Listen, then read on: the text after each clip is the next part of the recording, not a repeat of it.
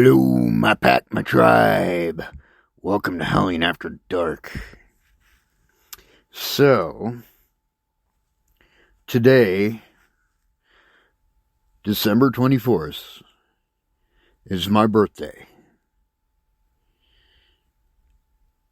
And I thought that a good way to celebrate would be to highlight some key points in my career, including my very first professional paranormal investigation, which I've never talked about.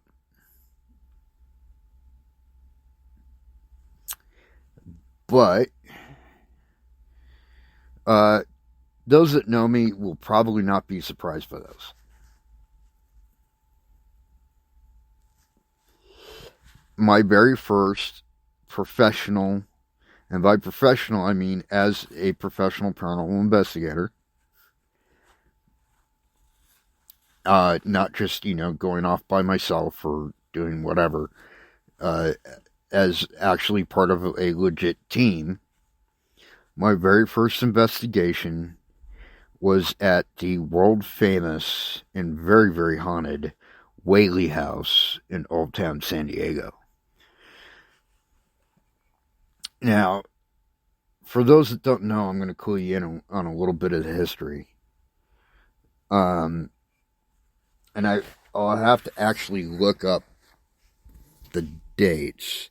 I'm pretty sure I know what the years are. But I want to make sure I have all the information correct.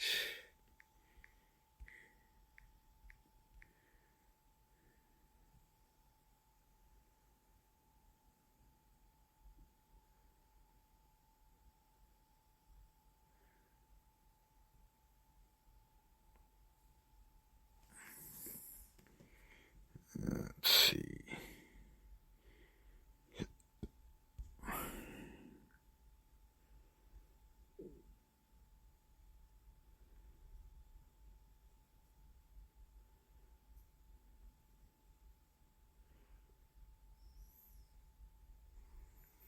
Okay, the Whaley House is an 1857 Greek Revival-style residence, a California historical landmark and museum located in Old Town San Diego, California.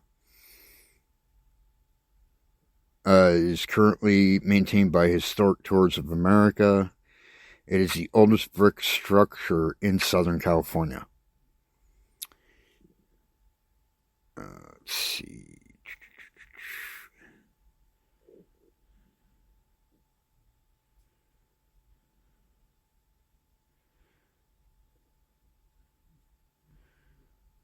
There's a particular historical point that I'm looking for.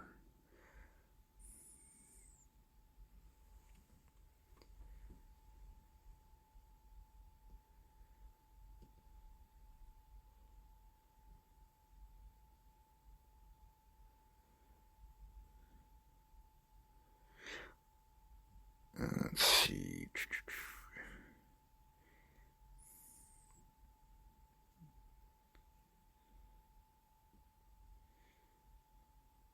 One of the most infamous ghosts in San Diego is the spirit of Yankee Jim Robinson. He lurks about in one of the most haunted houses in the city, the Whaley House.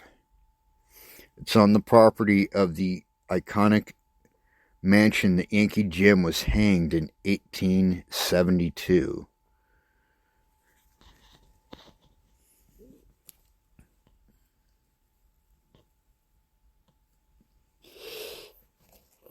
So, alright,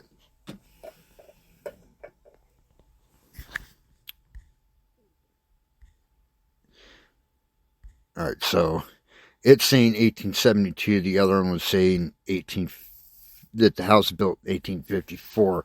That actually would not be correct. So, the house actually would have been built in 1874, not 1854. The reason why this is important is Yankee Jim Robinson was a thief. He stole everything. What he was actually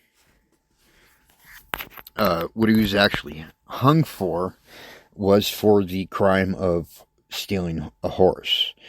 In 1872. Thomas Whaley, the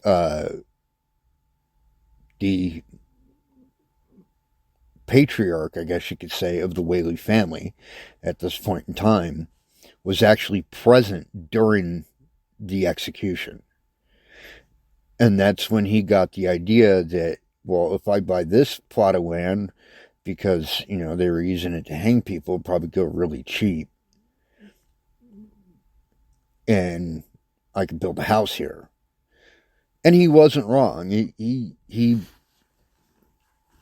bought it for way under the average value of a lot at that time, which honestly at that time wasn't a lot of money to begin with.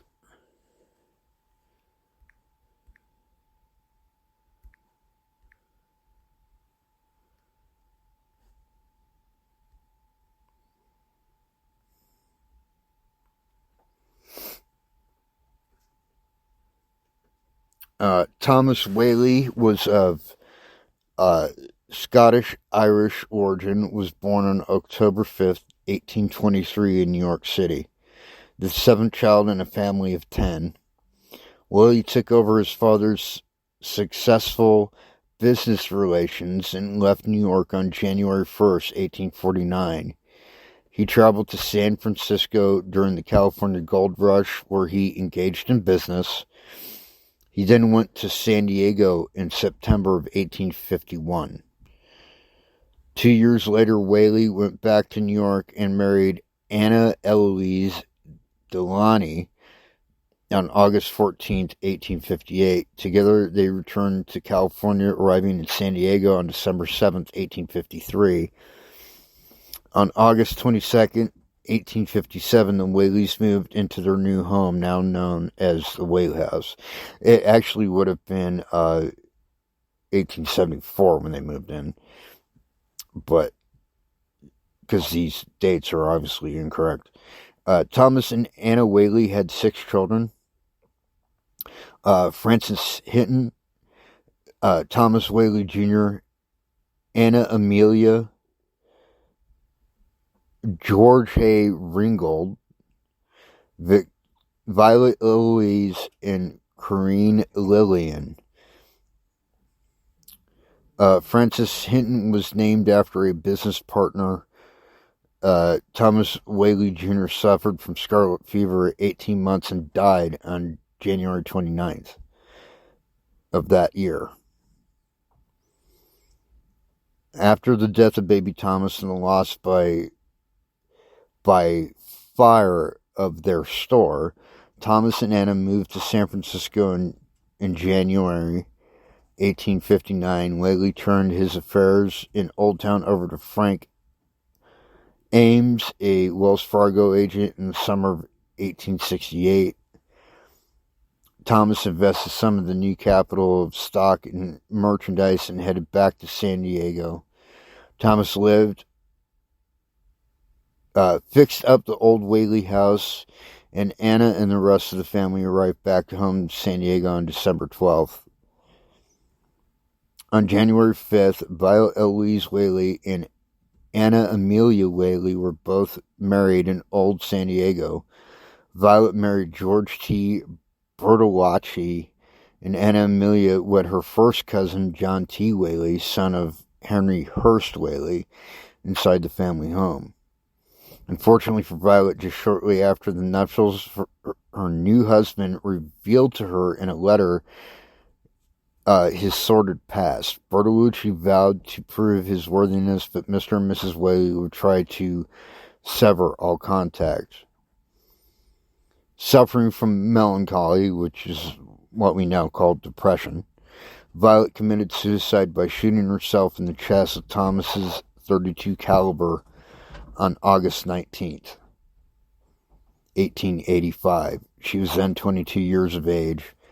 Her suicide note read thus: "Mad from life's history, swift to death's mystery, glad to be hurled anywhere, anywhere out of this world." The suicide note is a passage from The Bridge of Sighs, a poem by Thomas Hood. This particular poem is also offered up by Edgar Allan Poe as an example of painting with words. He spoke of it, and it was referenced in his published works during his lectures.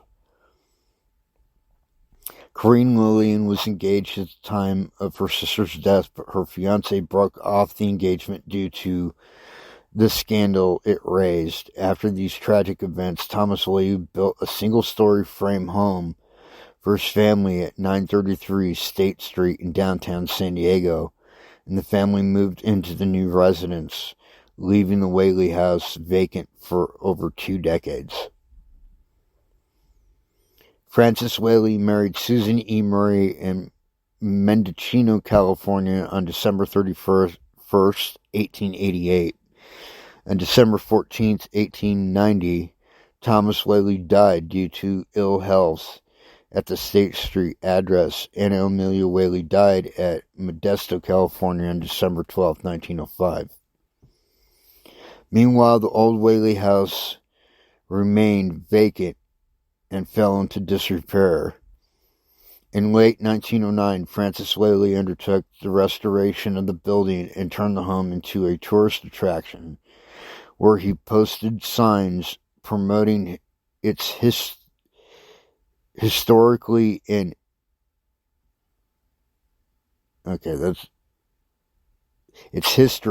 entertained visitors with his guitar. Anna Whaley, Thomas's widow, Corinne Whaley, and Francis and George all lived in the old Whaley house in 1912.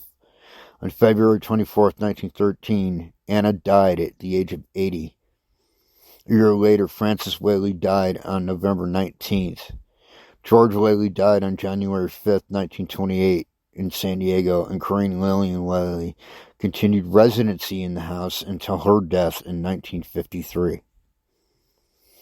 After this history of success and deaths, the Whaley house remains well known as a haunted house. It is said that guests and the staff from time to time will catch a glimpse of the ghost of a Whaley family member who died inside the house, such as baby Thomas Jr., Violet, Anna Francis, George, or Corinne. Now, like I said, some of those dates are off a bit.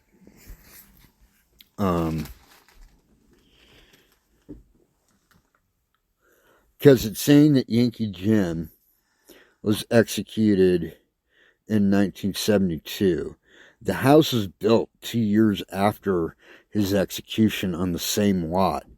In fact, one of the things that people claim, and I can validate as far as the fact that I've had a very similar experience in the same spot.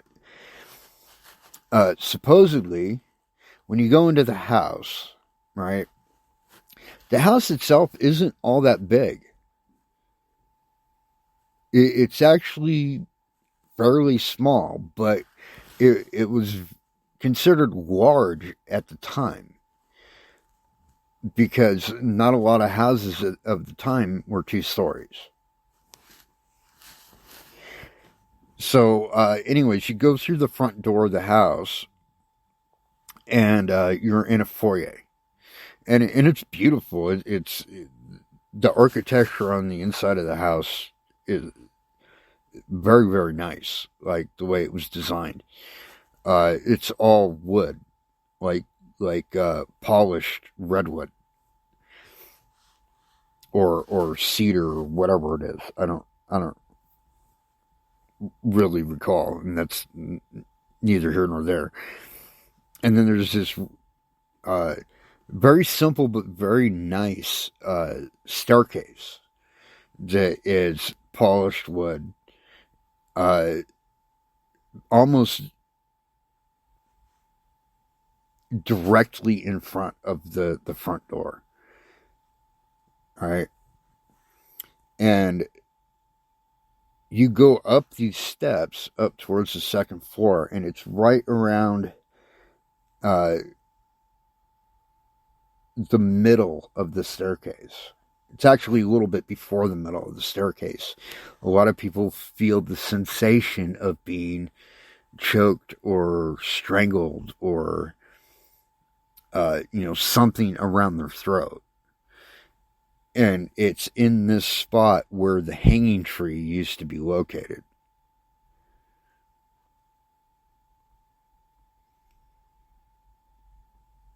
Now, I have experienced that myself. It wasn't like choking, but I could definitely feel like a pressure around my neck. But that wasn't the only place that I felt it, and it wasn't the strongest place that I felt it personally. I did feel it there in that spot, but I felt it again actually outside of the house. There's this garden, and to get to the garden, you go out the front door, and you follow a path around to the what would be the left side of the house if you're facing the front door. And you follow this path, and then there's like a little gate, like a white picket fence gate. And then there's a little archway, like a latticework archway with flowers on it. And that was the second spot that I felt it. It only, when I felt it there, for some reason, it was much stronger. I don't know why, because that's not where the tree was. And it's well documented where the tree was. It's like right in the middle of the stairs. But for whatever reason, it was there. And when I felt it, all right, so this is what happened with me. I'd gone through the house, and I saw, some indications of spirits being there, but nothing major. I wasn't honestly all that impressed the first time that I went there, which was years and years before I did this professional investigation. But it was also during the day. Right? And supposedly, while there is some activity during the day, it's not as prevalent as it is, after dark. And they used to say that they wouldn't allow anybody in there after dark because that was, the Whaley's time. It was like their family time, basically.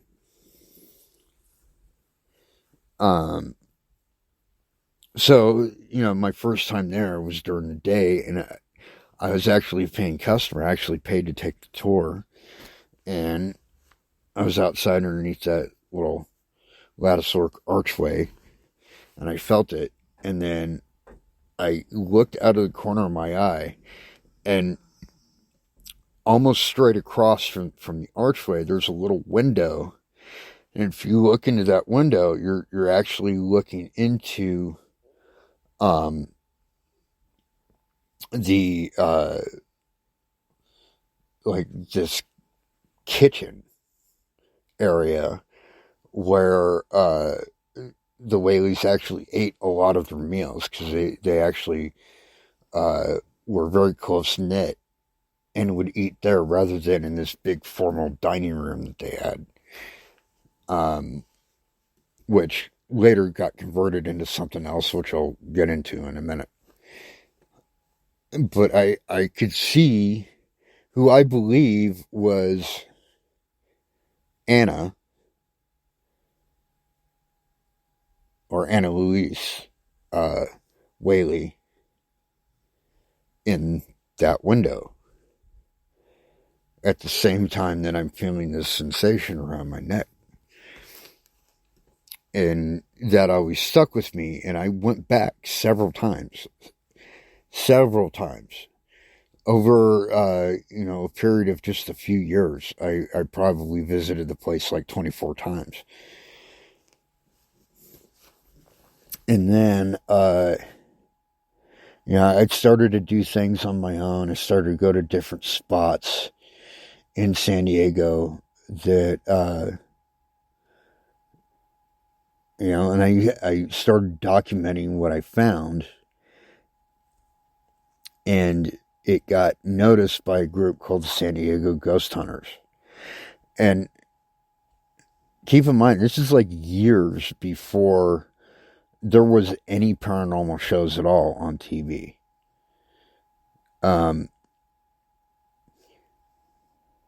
In fact, it was at least, I'd say, a dozen or so years before the British show Most Haunted aired.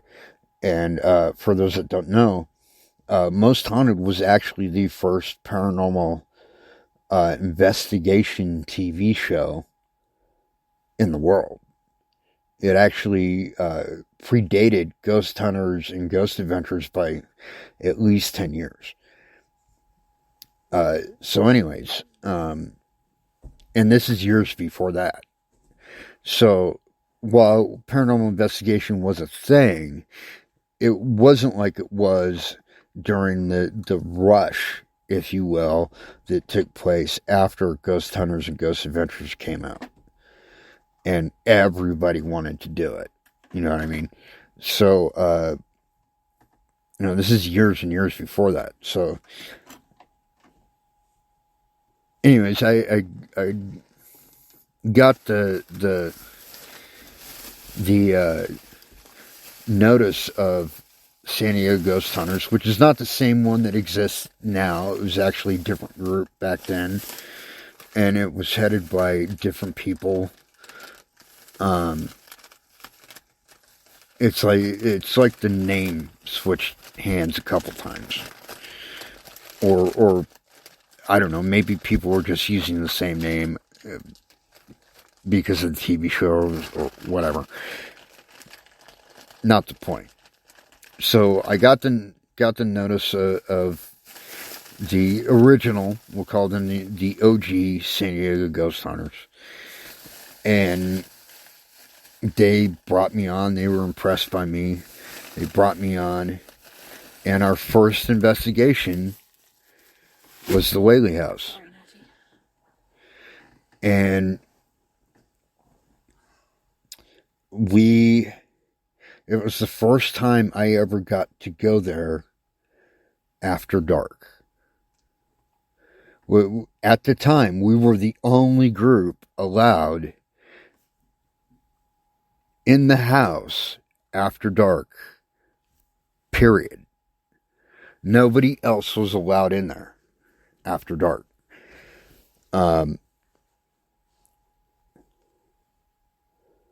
So we initially started off with basically the whole team inside the house.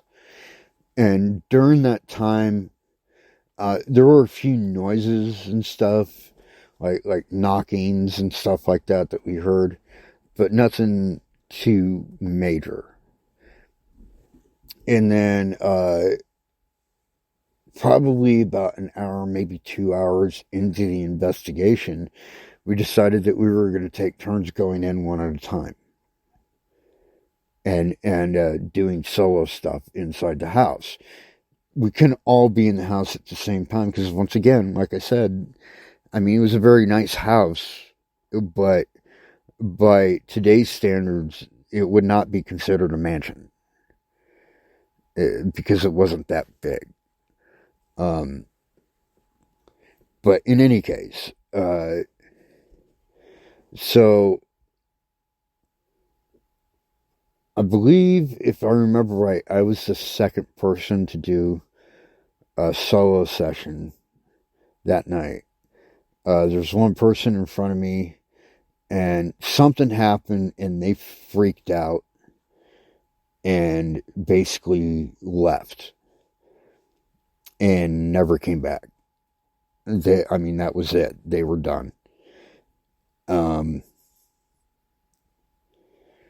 so I went in, and there's a portion of the house which used to be, at one point, it was the formal dining room.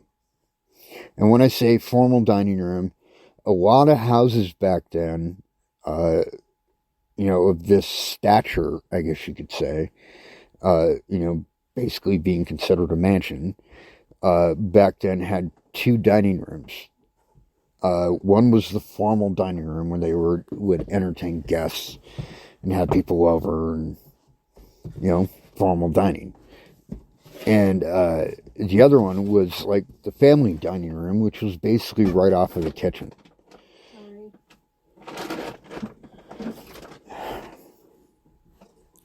Anyways, so I was in the formal dining room, and I see. I was actually pointing,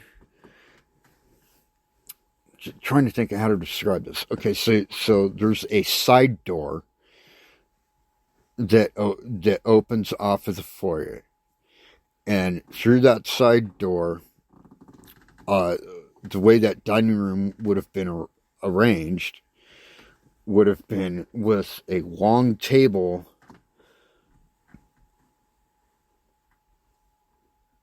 pointing north and south, and the door would have opened to the east of the house. Okay, so when you open the door, you're looking at the table, this long table, sideways, essentially. So I go into the formal dining room, or what was the formal dining room. It had actually been converted into the courthouse for the county of San Diego for a period of time, because the family never used it as a dining room. And it was some kind of arrangement between the Whaleys and the county of San Diego or whatever. I don't know all the details of it. Neither here nor there. But it was actually converted into a small courtroom. And I was sitting in what I assume would have been the transcriptionist chair, or court recorder's chair, because it wasn't transcription at the time. They didn't have those machines. It was all done by hand. Because the judge's chair would have been up into the left of that, and then the chair of like the chairs where the public would have sat would have been in front of that, closer to the east door, and then just in front of those would have been the tables and chairs for the attorneys, the prosecutor and the defense attorneys, et cetera, et cetera. And then further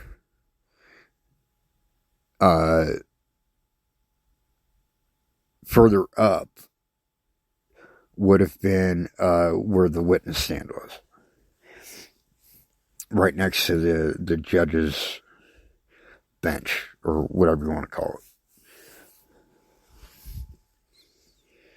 So I'm looking in that direction, kind of towards where the witness stand was. But out of the corner of my eye in the east doorway, which was open, I see a shadow figure, a feminine shadow figure.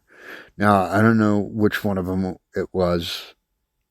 It was really quick. So I didn't catch it because my camera was actually pointing towards the witness stand. I was actually trying to if I remember correctly, it was actually trying to entice the spirit of Yankee Jim to make an appearance when this other spirit appeared instead, and I didn't quite catch it on film, and I only saw it out of the corner of my eye. I'm like, okay. So I went into the foyer and looked around, and then I heard a sound. It was like a small sound, like almost like a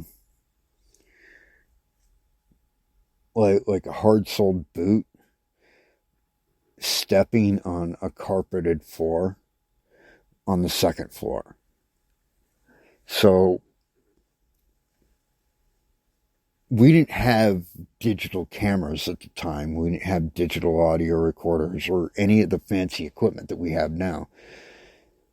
So I'm doing all of this basically on an 8mm camera, and the audio is being recorded on a mini cassette recorder. Alright, so I start heading upstairs, and clear as a bell, right behind me, I mean like right on my neck, I hear,